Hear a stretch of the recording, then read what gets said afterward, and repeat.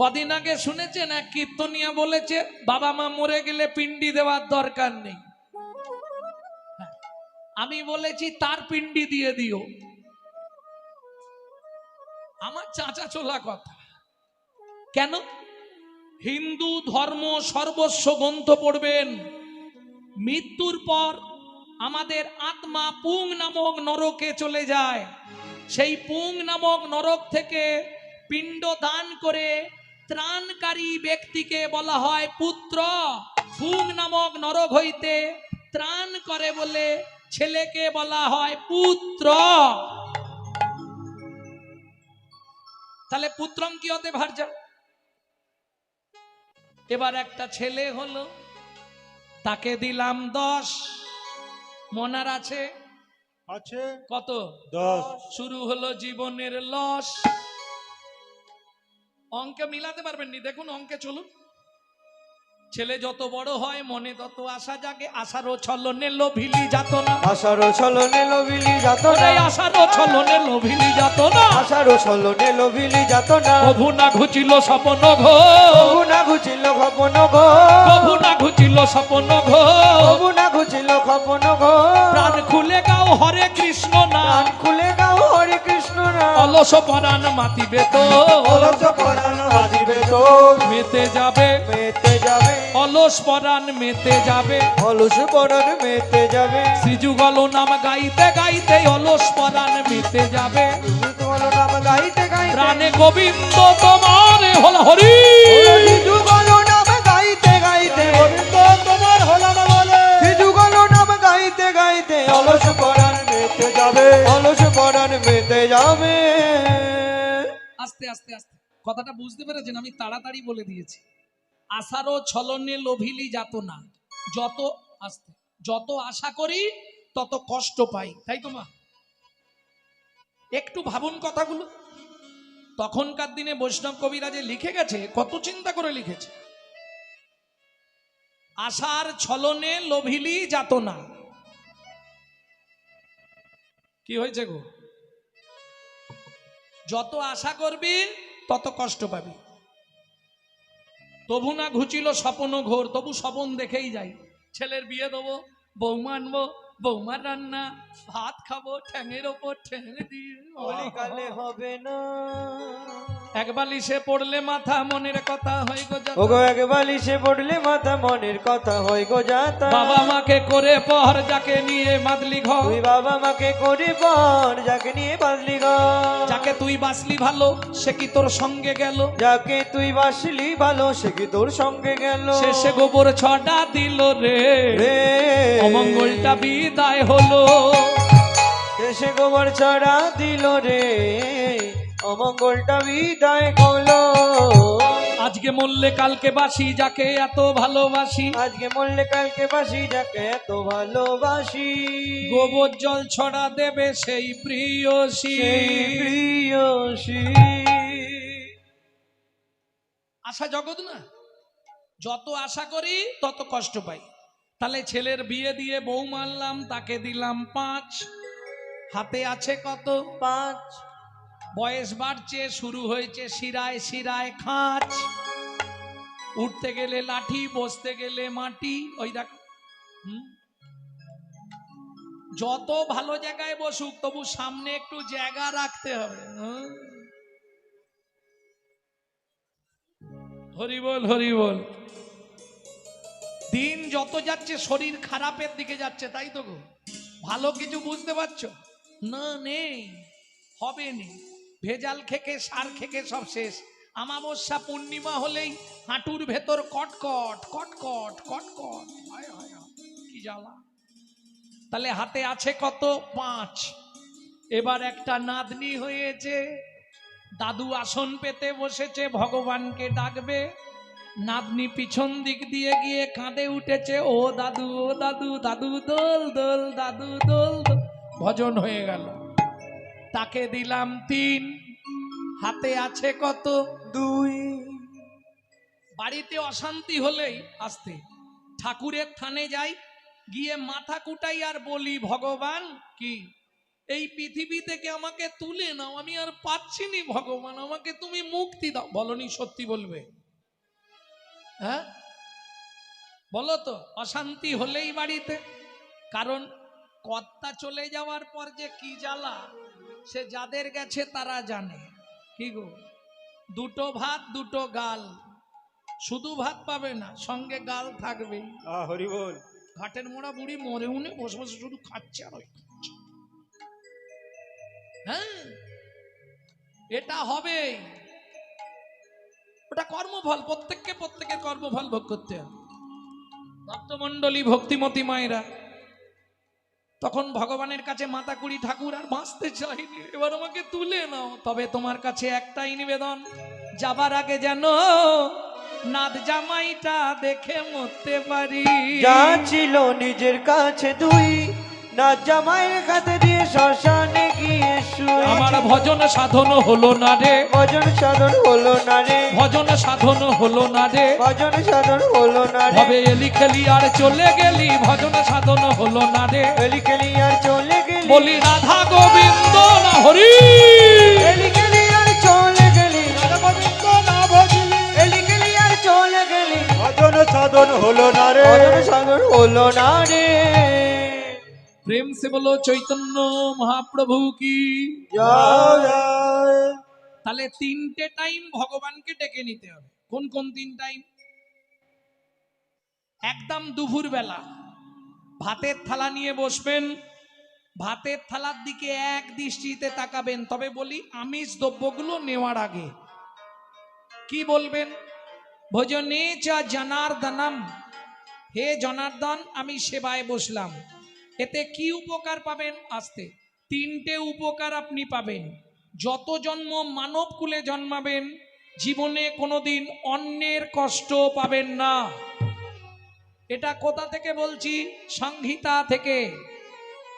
2, খাদ্যনাল শ্বাসনাল পাশাপাশি দুটো খাল, এদিকের মাল যদি হয় বেসামাল পাঁচু, তাহলেই তুমি স্ট্যাচু। খেতে খেতে যদি মারা যাও তুমি গোলক বৈকুণ্ঠ ধাম প্রাপ্তি হবে, এটা সংহিতায় বলা আছে। 3, যার জিনিস তাকে জানিয়ে খেলে, না জানিয়ে খেলে চুরি করে খাওয়া হয়। চুরির জিনিস ভেতরে গেলেই ডিস্টার্ব হবেই হবে। কোনো চাপ আছে কি?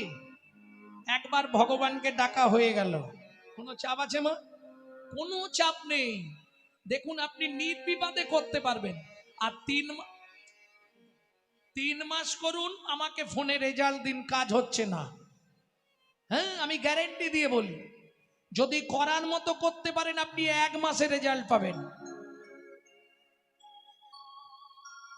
দ্বিতীয়বার কখন ভগবানকে ডাকবেন? খাওয়া দাওয়া সব শেষ, রাতে ঘুমাতে যাবেন, শয়নে পদ্মনাভাঞ্চা, হে পদ্মনাভ আমি শয়নে যাচ্ছি, সকালে যদি সেন্টার খোলে তো ভালো, আর যদি না খোলে তোমার চরণে একটু জায়গা দিও। যদি চোখ খোলে সকাল, চোখ না খুললে পরকাল, আপনি গোলক বৈকুণ্ঠ ধাম প্রাপ্তি হবেন, সংহিতায় বলা আছে। 3 নম্বরটা একটু কঠিন, তবে 3 নম্বরটা করতে পারলে বিশেষ করে এই বয়স্ক বাবারা অনেক বিপদ থেকে বাঁচবেন।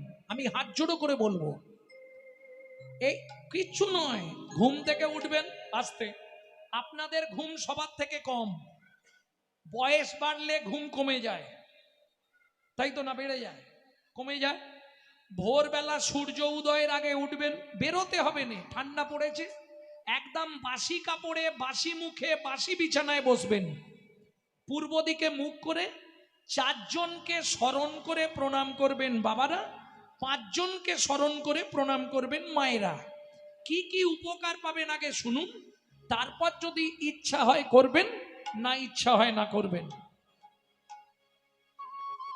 যেসব সংসারে প্রত্যেক দিন অশান্তি লেগে আছে, আপনি 3 মাস করে আমাকে রেজাল্ট দিন, 3টে মাস। যেসব সংসারে আয় উন্নতি নেই, আপনি 6 মাস করুন, আমাকে রেজাল্ট দিন। শুধু তাই নয়, যদি কারো জীবনে মৃত্যুবৎ ফাঁড়া থাকে, আপনি কন্টিনিউ 11 মাস করবেন করে আমাকে রেজাল্ট দিন। মৃত্যুবৎ ফাঁড়া পর্যন্ত কাটিয়ে দিতে পারে এই বস্তুটা। সব থেকে বড় উপকার, আপনার এক তিল দণ্ড প্রত্যেক দিন পরমায়ু বৃদ্ধি হবে, সব থেকে লাভ। আর একটা উপকার কি পাবেন, যাদের স্বামী স্ত্রীর মধ্যে মিল নাই, আপনি কন্টিনিউ 9 মাস করুন, একজন আর একজনকে চোখে হারাবে। ওয়ারেন্টি নয়, 100 গ্যারেন্টি। কি করবেন চলুন এবার বলবো। ওই দেখো কি করবেন, একদম কোনো বিচার নেই, বাসি কাপড়ে, বাসি মুখে, বাসি বিছানায় পূর্ব দিকে মুখ করে বসবেন, হাতটা এইভাবে বুকে রাখবেন। কি করবেন, 5 জনকে স্মরণ করে প্রণাম করবেন। আগে 4টে বলে দিই সবার জন্য, জেনারেল। কি কি 4টে? প্রথম প্রণামটা করবেন পৃথিব্যাং সত্না রূপে না, বাংলা বলি নাকি, পৃথিবী তোমায় প্রণাম, স্মরণ করে কিন্তু নাপতেও হবে না। আমার সৌভাগ্য আজকে আবার তোমার বক্ষে ফিরে এলাম। মানুষ ঘুমালে মরা, ঘুমি পড়লেই তো মরে গেল, যদি জাগে তো জাগবে, আর নাহলে হরি বল। ঘুম আর মরা দুটোই সমান, হরি বল। বোঝা গেল? পৃথিবী তোমায় প্রণাম, আমার সৌভাগ্য তোমার বক্ষে আজ আবার ফিরে এলাম। 2 নম্বর প্রণাম, শোবার ঘরে মাথার দিকে প্রত্যেকে ভগবান শ্রীকৃষ্ণের একটা চিত্রপট রাখবেন। যদি না পারেন যুগল চিত্রপটও রাখতে পারেন। দ্বিতীয় প্রণামটা করবেন ভগবান শ্রীকৃষ্ণকে, ভগবান সুপ্রভাত, আমার সৌভাগ্য আজ সকালে আবার তোমার চরণ দর্শন পেলাম। 3, গুরুদেব বা গুরু মহারাজের উদ্দেশ্যে, যাদের গুরুকরণ হয়নি তারা গুরুজনের উদ্দেশ্যে। তবে বৌমাদের বলি, শাশুড়ির সঙ্গে ঝগড়া থাকলেও এটা করতে পারবে, কারণ কাছে যেতে হবে না, এটা দূর থেকে স্মরণ করলেই কাজ হয়। বুঝে নেওয়া গেল?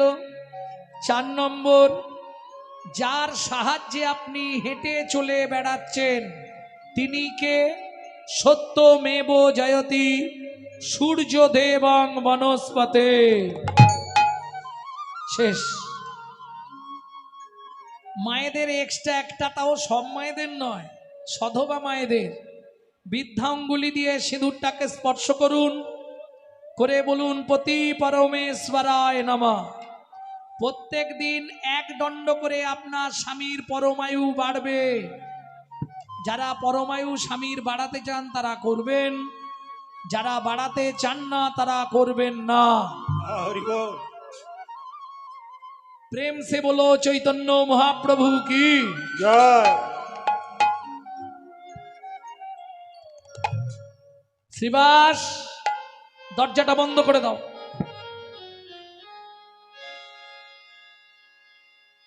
কি গো মায়েরা, আর তত্ত্ব বলবো না লীলার দিকে এগোবো?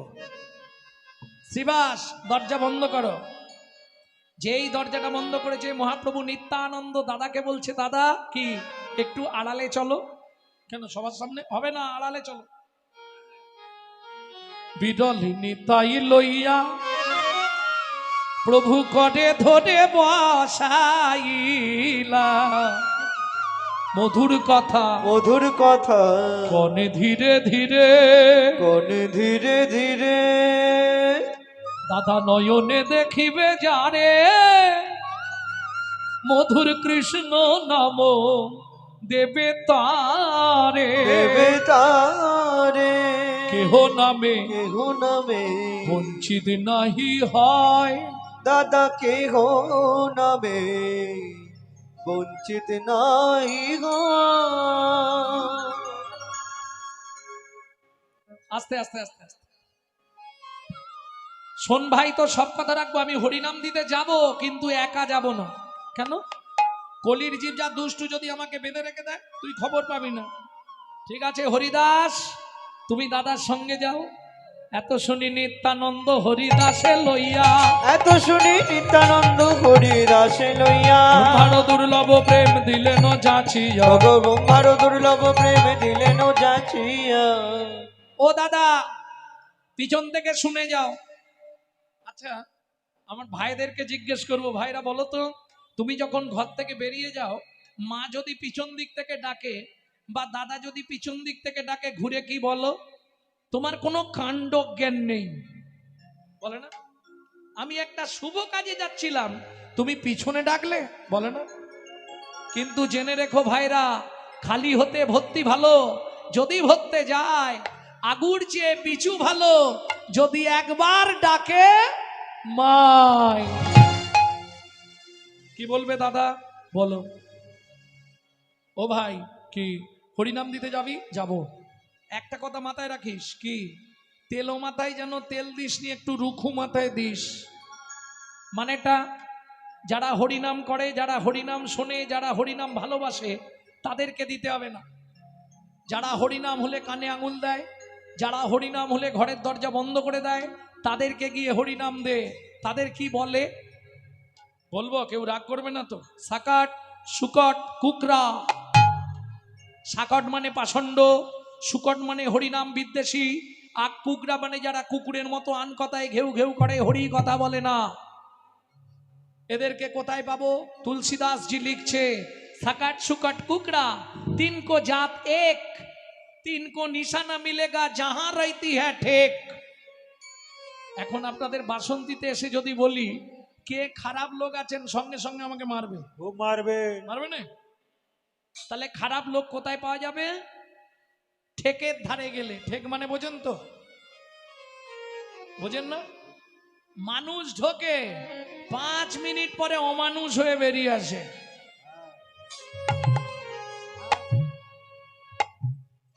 এই হাসলে হবে না। দু ভাই প্রত্যেক দিন 80 হাঁড়ি করে মদ খেত। আমার প্রশ্নটা নয়, নিত্যানন্দ প্রভু গিয়ে কি বলল? মাথায় কলসির কানা দিয়ে মেরে কপালটা ফাটিয়ে দিল। এর ব্যাকগ্রাউন্ডটা কিন্তু কেউ জানেন না। না জানেন? ওরে রসনা, পাপ কোনোদিন বাপকেও ছাড়ে না। নিত্যানন্দ প্রভু কি পাপ করেছিল মাথায় কলসির কানা দিয়ে মেরে কপালটা ফাটালো? জানেন? হরি বল, হরি বল। মজা তো এইখানে, পাপ কোনোদিন কাউকে ছাড়বে না। কুরুক্ষেত্রের যুদ্ধে যখন গান্ধারীর 100 সন্তানকে মেরে ফেলা হলো, গান্ধারী কি করেছিল? ওই পটি বাঁধা অবস্থায় ছিল না গান্ধারী? কতগুলো পটি ছিল দেখি, কে বলবে? 100? 100 কত? না 100টাই?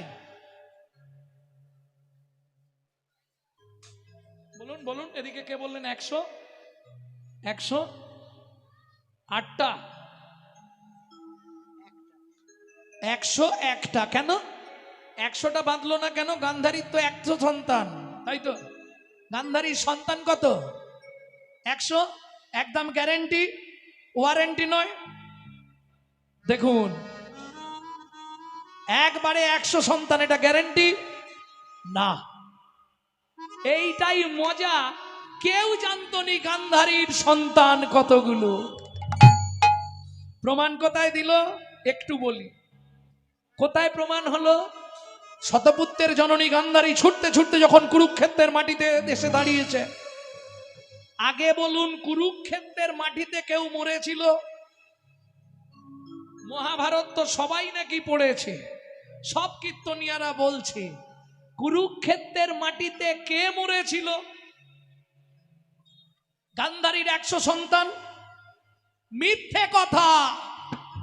কুরুক্ষেত্রের মাঠে ভগবান শ্রীকৃষ্ণ কাউকে মারতে দিলেন না। কেন? ভগবান জানতো কুরুক্ষেত্রের মাঠে যার মৃত্যু হবে সেই গোলক বৃন্দাবন, গোলক ধাম প্রাপ্তি হবে। আর চোর যে এখানে চুরি করে সে গোলকে গিয়েও চুরি করবে। ওরা গোলকে গেলে গোলকেও গন্ডগোল করবে। প্রত্যেকটা ভাইকে কুরুক্ষেত্রের মাঠ থেকে বার করে নিয়ে গিয়ে ভগবান মারালেন। সেটা কি দেখেছেন? সবাই বলে কুরুক্ষেত্রের যুদ্ধে গান্ধারীর 100 সন্তান মরল। আরে কুরুক্ষেত্রের যুদ্ধ, কিন্তু কুরুক্ষেত্রের মাঠে কাউকে কৃষ্ণ মারতে দেয়নি। শেষে বাকি ছিল দুর্যোধন, তাকে হ্রদের তীরে নিয়ে গিয়ে মারলেন।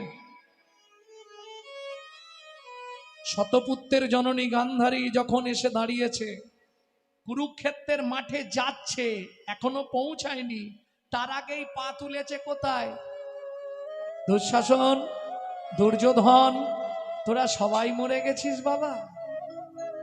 কৃষ্ণ রে, আমাদের একটা ছেলে যদি কিছু হয় মা, বুক ফেটে যায়। একটু ভাবুন, যার 100টা ছেলে নিধন হয়ে গেল একই কদিনের মধ্যে, তার অবস্থাটা কি? এতদিন প্রাণ বেঁধেছিল গান্ধারী, জানে এখনো 20টা আছে, এখনো 10টা আছে, এখনো 5টা আছে। যেদিন শুনল সব শেষ, আর নিজেকে সামলাতে পারল না। শুনে রাখ কৃষ্ণ, আমি তো তোর পিসিমা, বল তুই 99টা মারতে পারতিস, একটা বাঁচিয়ে রাখতে পারতিস মুখ অগ্নি করে পিণ্ডিটা দেবার জন্য। কৃষ্ণ হাসছে, এই কি মজা দেখো। যখন গান্ধারী বলছে কৃষ্ণ একটা বাঁচিয়ে রাখতে একটা বাঁচিয়ে রাখতে পারতিস, আমার মুখগ্নি করে পিণ্ডিটা দেবার জন্য। কৃষ্ণ হাসছে, মনে মনে বলছে গান্ধারী তুমি নিজেই জানো না তোমার সন্তান কতগুলো। এটা কি করে হয়? হ্যাঁ, ও বাঁশি আসছে, একটু সুর না ধরে রাখলে তো আমার আবার। তাহলে গান্ধারী নিজেই জানে না তার সন্তান কত, এটা মেনে নিতে পারবেন আপনি? মা জানবে না? মা জানবে না তার ছেলে মেয়ে কটা? যত কষ্ট থাক, যত দুঃখ থাক, যত এদিক ওদিক ছিটকে যাক, কিন্তু মা তো জানবে তার কতগুলো। ক্রোধের বশে কৃষ্ণকে বলছে, কৃষ্ণ তুই 99টা মারতে পারতিস, একটা রাখতে পারতিস আমার মুখ অগ্নি করে পিণ্ডদান করবার জন্যে। শুনে রাখ কৃষ্ণ, এখনো কৃষ্ণ কিছু বলছে না, চুপ। মানে গান্ধারী কতটা উঠতে পারে উঠুক, তারপর তো আমি দাপাবো। তার নাম কৃষ্ণ। কৃষ্ণ, কৃষ ভূবাচক, স্ন নিবৃত্তিবাচক। ভূবাচক মানে এগুলো বুঝতে হবে, কীর্তন শুনলে হবে না। হাবি জাবি বকে দিয়ে চলে গেলাম, কীর্তন হয়ে গেল, ওটা নয়। কৃষ্ণ, কৃষ, আস্তে খুব সহজ করে বলি, কৃষি। কৃষি, কৃষি কিসের ওপর হয়? ভূমিতে। তাহলে কৃষ ভূবাচক শব্দ, স্ন নিবৃত্তিবাচক। ভূবাচক মানে আনন্দ আকর্ষণাত্মক শব্দ। ভূ, ভূ আকর্ষণ করে না? আইজাক নিউটনের মাধ্যাকর্ষণ শক্তি মনে আছে? ওপর দিকে ঢিলি ছুঁড়লে এটা মাধ্যাকর্ষণ শক্তি। তাহলে বিশ্ব চরাচরকে যিনি আকর্ষণ করে আনন্দ দান করেন, তিনি হলেন কৃষ্ণ। কিন্তু আজকে তিনি গান্ধারীকে দুঃখই দিচ্ছে, আনন্দটা দেবেন কখন? দেখুন, গান্ধারী বলে যাচ্ছে, কৃষ্ণ শুনে যাচ্ছে। শুনে রাখ কৃষ্ণ, আমার 100 সন্তানকে তুই তীরবিদ্ধ করে করে মেরেছিস, তোকেও মৃত্যুর আগের মুহূর্তে ব্যাধের হাতে তীর খেয়ে মরতে হবে। বলে যাও। কৃষ্ণ খালি একবার করে বলছে, বলে যাও, বলে যাও, আরো বলো। শুনে রাখ, আমার তো 100 সন্তান মরল কৃষ্ণ, একদিন এমন দিন আসবে তোর 56 কোটি যদুকুল ধ্বংস হয়ে যাবে। বলে যাও, তুই আমার এত বড় সর্বনাশ করলি। এতক্ষণ পরে কৃষ্ণ বলে উঠল, বলা শেষ। পিসিমা, তোমার 100 সন্তানকে মেরেছি, এটা সত্য, কিন্তু তুমি নিজেই জানো না লুকায়িত আছে তোমার একটা সন্তান, যেটা একমাত্র তোমার স্বামী ধৃতরাষ্ট্র জানে। আজকে আমি প্রমাণ করে দিলাম তোমাকে, সেই সন্তানকে কিন্তু আমি কিচ্ছু করিনি। সেই প্রকৃত তোমার নিজের সন্তান যে তোমাদের মুখগ্নি করে পিণ্ড দান করবে, তাকে কিন্তু আমি মারিনি পিসিমা। গান্ধারী বলছে আমি তো জানতাম 100।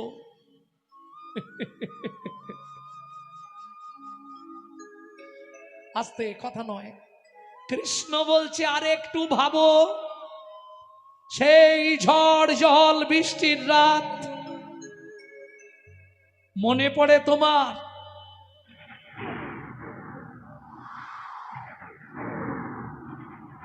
সেদিন তো তোমাকে বাঁচানোর কেউ ছিল না পিসিমা।